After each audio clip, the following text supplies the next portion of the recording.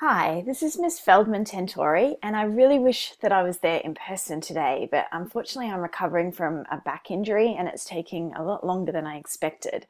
So the good news is though that I did my entire bachelor's online and I also did my master's last year on e-learning and online learning. So it's also a very valid way to learn. I would love to be standing in front of you, but I can also share all the information with you from home. It will take a little more motivation on your part. You need to watch this screencast and you need to carefully follow the instructions on Blackboard. But I'm really looking forward to working with you virtually until I can literally get back on my feet and be back at work. So today's lecture, which is now the online lecture, is about creating and analysing content. Next week, hopefully in person, we will be looking at sharing and measuring content, and then you will actually be creating content and sharing this, and I'm going to teach you how to keep up to date and develop your own skills, because the very nature of trends, of course, is that things change, so you need to learn how to keep up to date. This is a Year 3 minor. It connects to e-business, some of the topics, also integrated marketing communication, all the marketing modules, and it prepares you for your internship and your thesis. In the internship and thesis, you will also have to work quite independently. So this is a good chance for you to do that as well. Usually when I'm teaching this, I've taught this for a couple of years now, I think 3 years, I would ask these questions in class and get a bit of interaction. That's a bit harder when you're recording a screencast, so I'll answer them for you. The next slide, I'll describe my background for those who don't know me. I'm teaching this topic because I love it. I absolutely love digital trends. I've worked in it for quite some time now, and it is something I'm really enthusiastic about. We're doing this because it's important in any kind of business career, and as international business students, you need to be able to keep up with these trends. And if you're good at watching and spotting trends, then it's going to make a real difference in your career.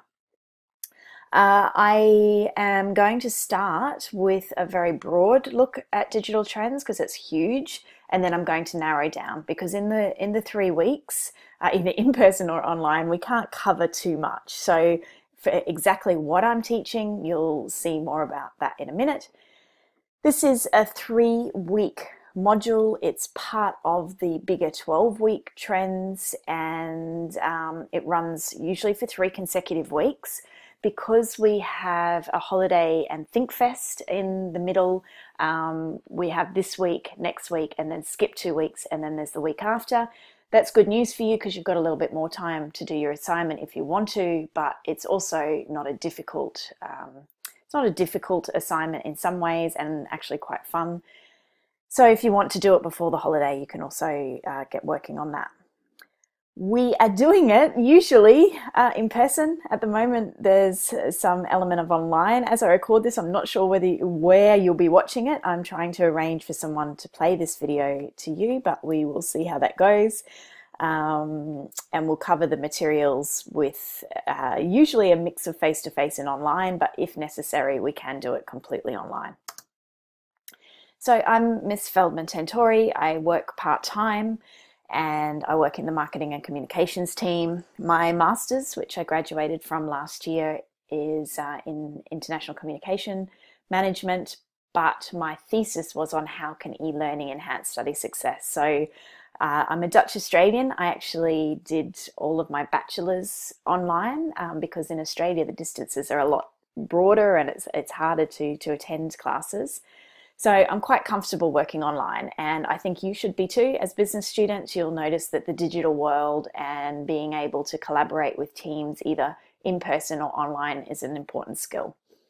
I also am a business owner. I've run my business Zesty for 10 years, and because of my teaching at The Hague University, I don't take on a lot of clients, but I work with clients such as Google and do training on a program they're working with for universities around the Netherlands at the moment. So today, these are the topics that we're going to cover briefly. I will also put these slides on Blackboard so you can go through them. I'm going to go through them fairly quickly in this online screencast because it's a little different than being in front of you. I know a lot of you just want to know about the assessment. I'd love for you to really enjoy these sessions, but I know that quite a lot of students are motivated by, right, what do we need to do and what is the assessment? So as you're aware, in this 12-week course, you have group work for each of the 4 trends. So you've already done the human inside and big data. My trend is the digital trends, and then next Mr. Hoekstra will be doing the gamification. So this is the group work portfolio. You should also be working on your individual essays. I spoke to you about that a few weeks ago, especially because I'm not available today for questions. I will also check emails on that if you wish, but we'll talk about that separately. So for the digital content portfolio, you are going to work in teams. You will work in teams of 3 to 5 people, and I'm quite happy for you to form your own teams and inform me of that, more about that later. There is a social media audit where you will be looking at a project, and we are focusing this on our own department, on IB, International Business. So you'll be doing a social media audit. You'll be looking at a content planning sheet. You'll be doing creation of content. So one will have to be a video. The other is going to be a content piece of your choice. And I will record a separate video which will talk you through that in more detail. The learning objectives as per the module description are there. They're the official ones, and I've translated them into this. I believe you need to understand, apply, and analyze digital trends as an international business student. You need to practice these skills in a multicultural, fun, safe, and I'll add online learning environment at the moment. Create professional content that you can showcase. So we really hope to use the content that you create for this module, and it's also good for your own digital portfolio. Our expectations are attendance. I'm sorry, I'm not actually there, so your attendance for part of this may be virtual. We do expect you to watch this screencast. We expect you to work with your teams. You might not see me there as the lecturer, but you will be working face-to-face with your teams, and it requires your input and working together, having respect for each other and asking questions. You can reach me still via email, or I'm going to talk about another online environment we're going to experiment with soon.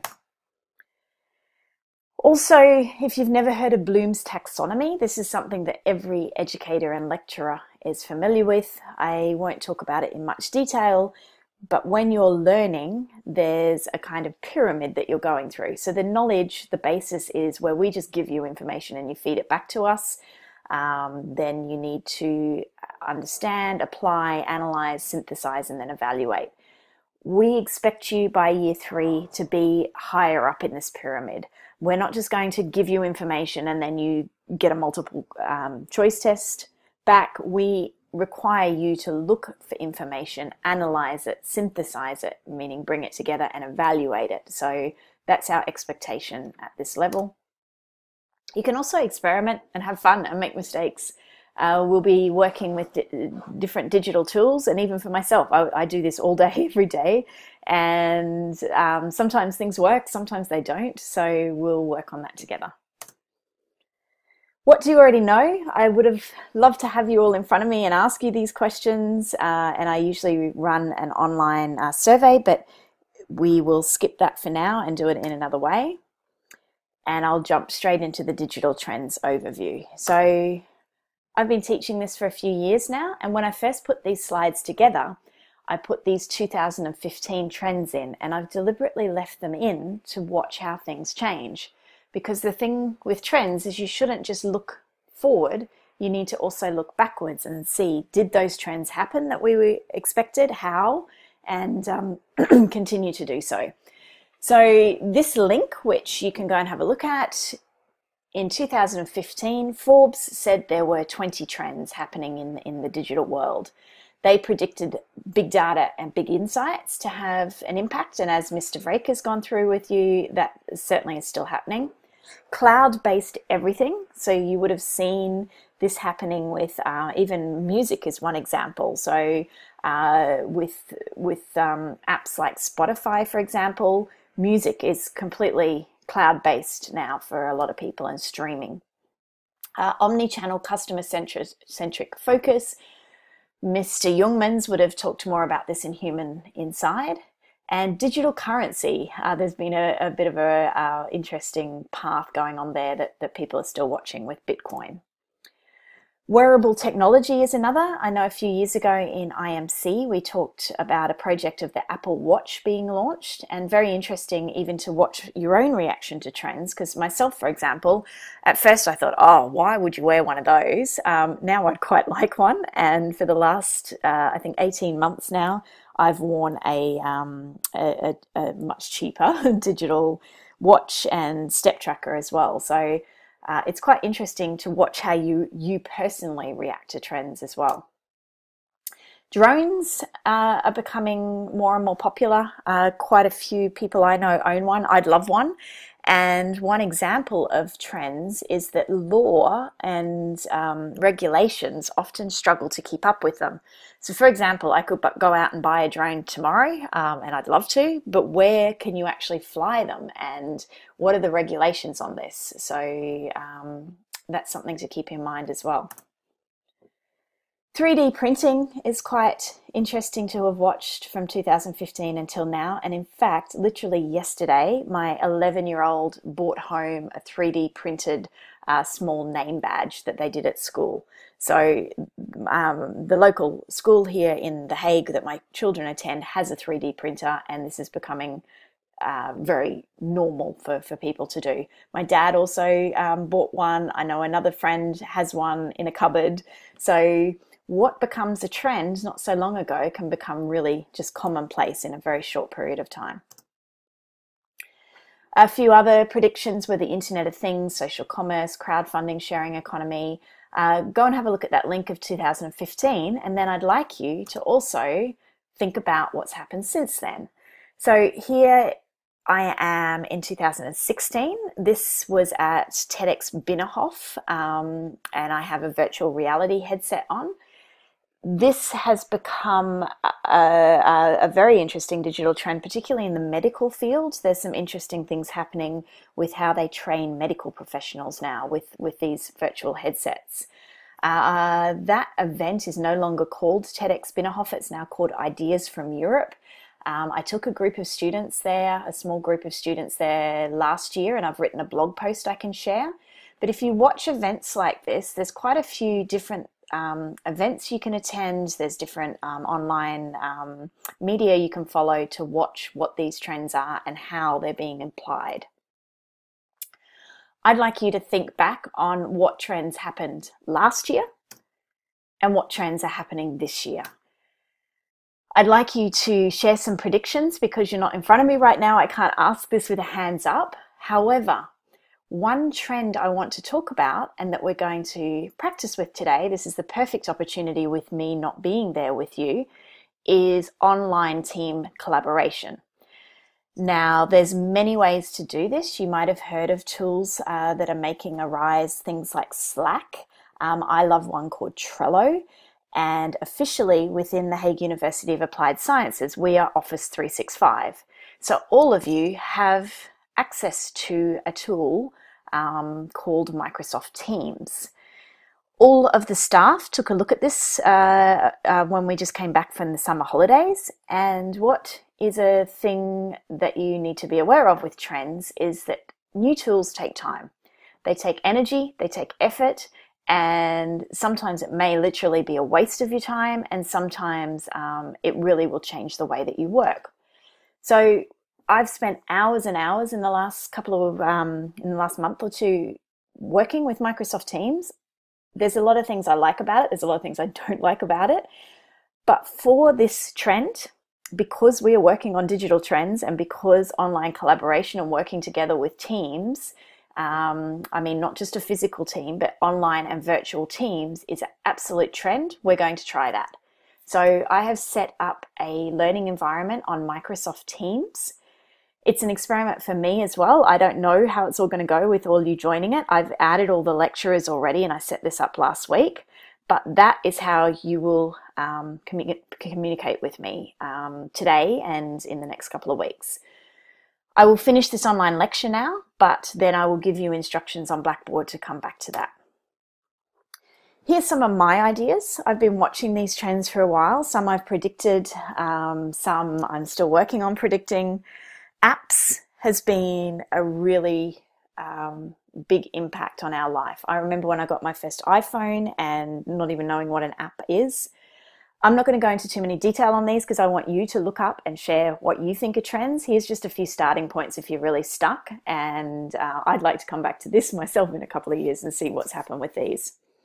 Voice is having a huge impact. I have a Google Home. I believe that I am one of the first actually in the Netherlands because I bought it back from Australia and they're not even on sale yet. And our family have had it since Christmas, and yeah, it's a definite trend and it's going to make an impact. Smart homes. My brother is actually involved with a really interesting project in Australia that's being launched this week. I've asked him if I can share it with you, and as soon as it's launched I can. I'd hoped that would be by today. I'll keep working on that for you and come back to it. Team collaboration online, I just talked about. There's tools like Slack. There's a lot of different ways that you can do that and a lot of competition between apps and tools. Micro-learning and online learning. MOOCs is something that I've been following for a few years and what my thesis was about. Influencers, building communities. I had a really interesting conversation with a lady in the Netherlands, in Amsterdam yesterday. She's building an online platform called We Love Communities and working with a lot of big brands and writing a book about this. And this is something that corporates are talking about, like building digital communities, building offline communities as well. Content creation, we are going to focus on, and I'll tell you why in a moment. And storytelling and having a purpose behind a company. There's a lot of competition for companies online, and being able to tell your corporate story and what your purpose of your company is and your drive and your mission is becoming really important. And again, I know people who are lecturing on this and following it quite closely. Let's talk about research. So yet again, repeating what I already told you for your essay, you need to know how to research. You need to know where to find these trends. I can give you some tips, but the skill you need to learn to be successful in business is to know where to find them. I have a few favorite places that I follow. These are just a couple, but I'd like you to also look up and find influencers, industry leaders in whatever you're personally interested in, and you will need to do that for your essay. Whether it's in digital trends, something else, you'll need to find sources of reliable information. Here's a few other tips. You can have a look at these on the slides later and look them up. So let's get stuck into digital content. Why is digital content so important? As I've just spent some time sharing, there's a lot of digital trends. We can't cover them all. Some of you might like to write essays on some of the things that I've just mentioned or other trends. But for the rest of these 3 weeks now, we are focusing on digital content and content creation and sharing content. Why is it so important? It is relevant to big brands, startups, not-for-profit, government, individuals, in short, everybody. Whatever you want to share, you need to know how to create and communicate that through content. It levels the playing field. If you have watched the growth of different startups and different organizations in the last 5-10 years, once the only way to become successful was to become this huge company. Now, very small companies and even individuals can compete with big companies. It gives you a voice that can be heard. You can take part in conversations and get attention. All you need is an internet connection, a device, and also these skills that I'm trying to teach you. How do brands use content? These are a few driving purposes. Ultimately, most brands want to sell you something. This video was many years ago, where in the past a brand could just say, as this video does, doctors smoke this brand of cigarette, and people would just believe whatever they were told. You are digital natives and you are a lot more savvy. If someone tells you to buy something and tries to sell something to you directly, it really doesn't work anymore. 30, 40, 50 years ago, someone would say, we've got the best product ever, here it is, buy it. And people pretty much would. It's not that easy. So even though a brand may really wish to sell you something, it's not as straightforward as it used to be. Alongside selling, there are a lot of organizations, often not-for-profit, not always, government organizations, and even companies that want to sell you something. They want to change behavior. So this is just one example of a video you can go and watch if you like, where they tried to use children to change the behavior and stop people smoking. That's just one example. I'm sure you can think of a lot of others. But like I said, not that simple anymore. So if you're creating content and you're a brand, you need to inform, inspire, educate, and entertain as well. These were proposed by Jeff Buller. Go and have a look at this blog post. So informing might be something like the Embassy of the Netherlands in Australia, which I've worked with as a client before, where here they are just telling people and informing them that the Dutch won the solar challenge again in Australia. So I'm sure you can think of many examples of content that just informs people. It may also inspire people, like this Nike ad. It may be aimed to educate people, like here, this is in Nederlands slim play wassen, Maggie or Maggie, however you want to pronounce it, is telling people how to wash a leek. So they're educating people, but they're also branding the content. And finally, the internet is full of pure entertainment. There's talking cockatoos, there's 3.5 billion cat videos. We like to be entertained as humans, but how does a brand leverage that? I'm also really keen to hear if you can think of any other reasons a brand or individual would create content. I've asked the classes this for 3 years now, and the only things that people can come up with usually can be classified within those 6. So when you join Microsoft Teams, I'd really like to hear, can you come up with anything else? There is a fine line between advertising and content these days. So this infographic is one source that can help you examine that a little bit further.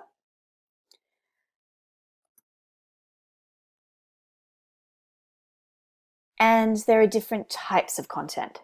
So there are billions and billions of pieces of content out there. And what I like is that after years of teaching this and working with this myself, if you want to simplify it, you can break it down into just a few different categories.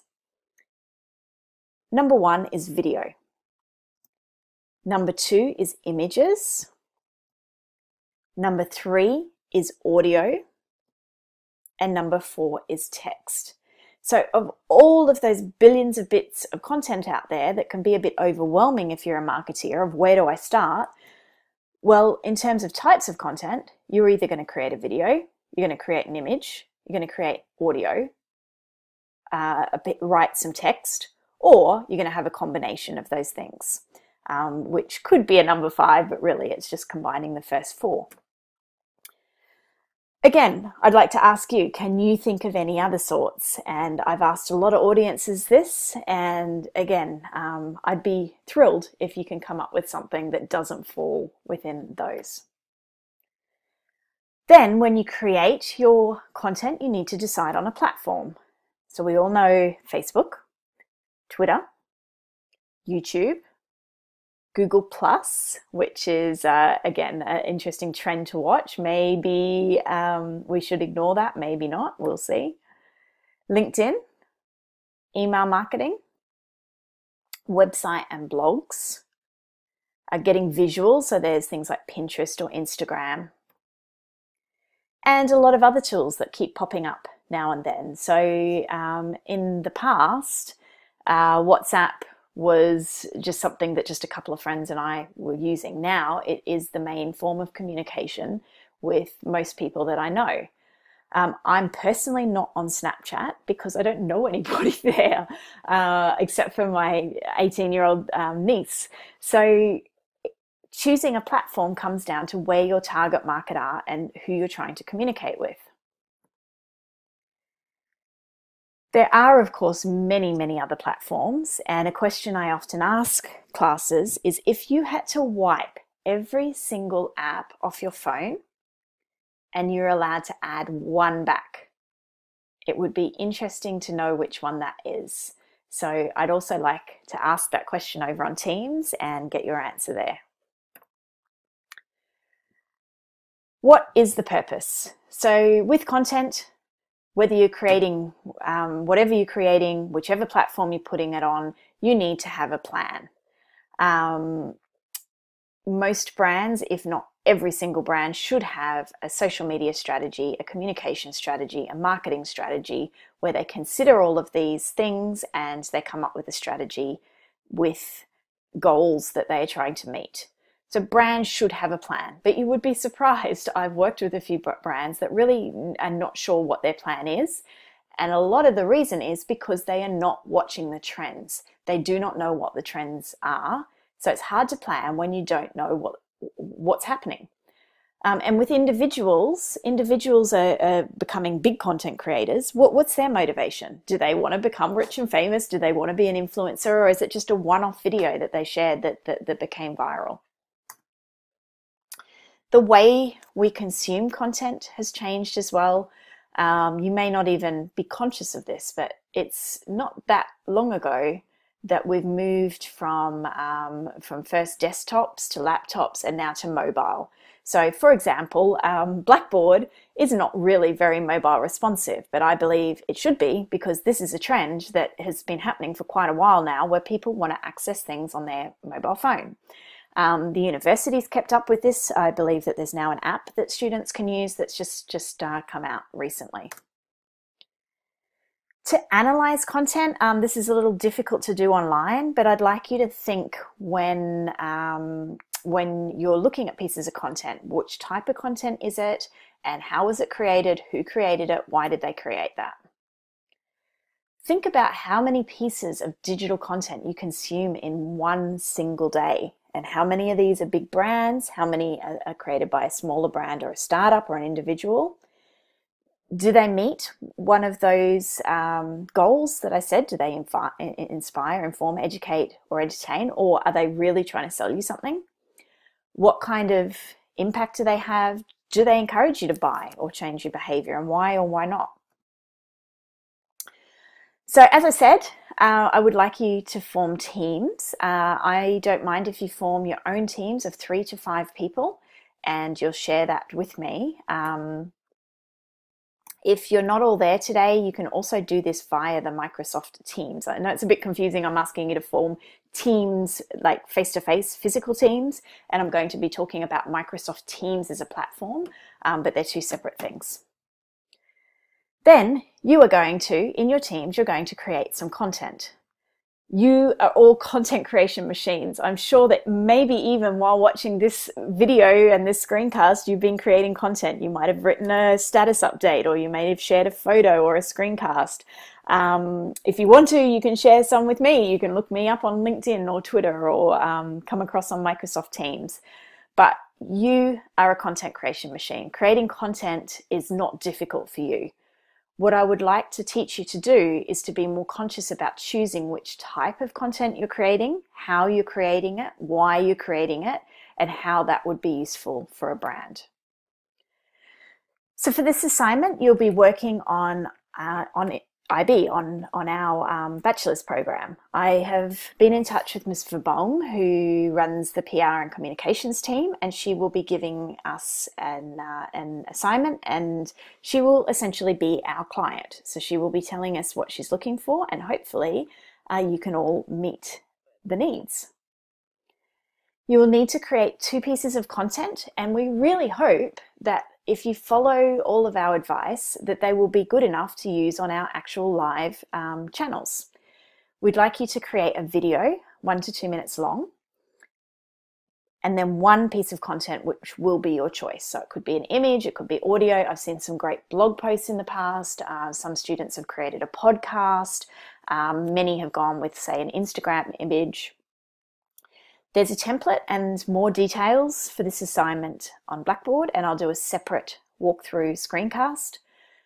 First, you need to analyze the current situation and the brand. So in this case, the brand is International Business, which sits within the brand of the Hague University of Applied Sciences. Of course, a brand you're all familiar with, and all of you would have chosen to come and study with us at some point, possibly due to the content that was shared. Then you need to plan for your content, because as I've been trying to communicate, we can all create content very quickly and easily, but for a brand, you need to plan this. It needs to meet goals, you need to think it through. Then you'll create the actual content. To give you a bit of a hand, there's a lot of questions you'll need to ask yourself as a team along the way. So I'll go through these in more detail later, but you need to know your purpose. What are you hoping to achieve? What do you want people to do? How are you going to measure it? The tools, time, and budget. So what kind of limitations are you working with? What resources do you have? What tools and apps are out there? Do you have money for this project? No, but that's not uncommon when you're working with a brand. What is the most effective use of the budget that you have? The branding, this is where a lot of students get lost. I will share some resources and I will help you along the way with this, and as will Ms. Verboom's brief. And one of the biggest mistakes a lot of students make is, do you have the rights to the image and the music? Does it reflect the brand, and would somebody representing the brand, like a PR or a communications manager, be proud to share your content or not? Why video? Hopefully, when you're searching for your trend, you will see, and through your own experience as well, video is big. It has been a trend for quite some time on digital, and it's become even bigger in the last few years, particularly in the Netherlands and countries with a high internet connection, because you need that for video to work well. And also, it's the closest thing to being face-to-face. You can also make a difference with video. Video communicates well with people. One last little thought, curate or create. I did a 5-month project from January this year, 1 day a week, with the marketing and communications department of our university, where we talked about a content strategy for the entire university. So we have 25,000 students, around about 2,000 staff. We were creating, and still do create a lot of content, but brands can also curate. And what that means is you can bring together content from other sources and other platforms. You have to be very careful. They still have to support and match your brand. However, you do not always have to create all of your own content. And there's some brands that do this really well. They team up or partner with other complementary brands, and they share each other's content. There's some brands that do this very badly and in fact steal other people's content, which is something that still bugs me and can be legally followed up. But something to think about. I love content creation because it gives everybody a voice. If you watch what's going on in politics, and worldwide politics in particular, and there's quite a few trends of different issues going on around the world. And I love that content gives everybody a voice. No longer do we just have to listen to the mainstream media. We are now able to communicate ourselves as a brand, as an individual. If you learn these skills of creating and sharing good content, this gives you a voice. Whether you're trying to sell something, change behavior, inspire, inform, educate, entertain, it gives you a voice. I have quite a few examples. I've been experimenting with this for years with different apps and tools, and normally if I was in front of you, I'd play these, but I will put them either on Blackboard or the Microsoft Teams for you. But the point is, there's different apps, there's different ways to create videos. some are quick and easy, some take a lot more effort. And if you've never created a brand video before, at the very least, this assignment will teach you how much goes into that. There's some great brands out there. Vlogging, that's a nice, quick, easy tool to use for creating content. If you want to, you can do that for this assignment. And this is one of my favorite vloggers. We have had similar assignments. Some of you may have already done this. For example, in ICP, students in the past have been given a task to create a video. I know from teaching this for many years now, quite a few of you will be saying, oh, it's a big job to create a video. It is, but you have a few weeks to do this. And we've done this in projects before where students have had just a few hours. This was one particular one they did for T-Mobile, and they still came up with really great stuff in just a matter of hours. So you can too if you choose to. There are a few examples. You have to choose as a team which tools you'll use, which message you'll focus on, which platforms you would use, and the assignment, the print copy on Blackboard, will walk you through this. And until I can literally get back on my feet and be back with you in person, I am available via that Microsoft Teams. So today, now that you've listened to this screencast, I'd like you to get into your teams, read through the assignment on Blackboard, ask questions, allocate roles. Start looking for reputable sources for trends. Come and share that in the Microsoft Teams. I will put a link. I fully expect it's going to take you a little while to figure out how to join and how to figure out the Microsoft Teams. That's fine. I'm going to look for some instruction videos for you, but what I did and what sometimes you need to do with new tools and trends is just play with it, just experiment, see how you go. I've been off work for a couple of weeks now. I'm not sure when I can come back, but I am able to check messages online, and I will be checking that Microsoft Teams regularly. There are resources that you can use at the university. For example, if you want to rent out a video recorder, we have the Innovation Playground, but I'm sure that most of you have a smartphone. You can just use that if you want to. And I have given you guidelines with a content planning template on Blackboard within the assignment. So I'm taking you through the steps.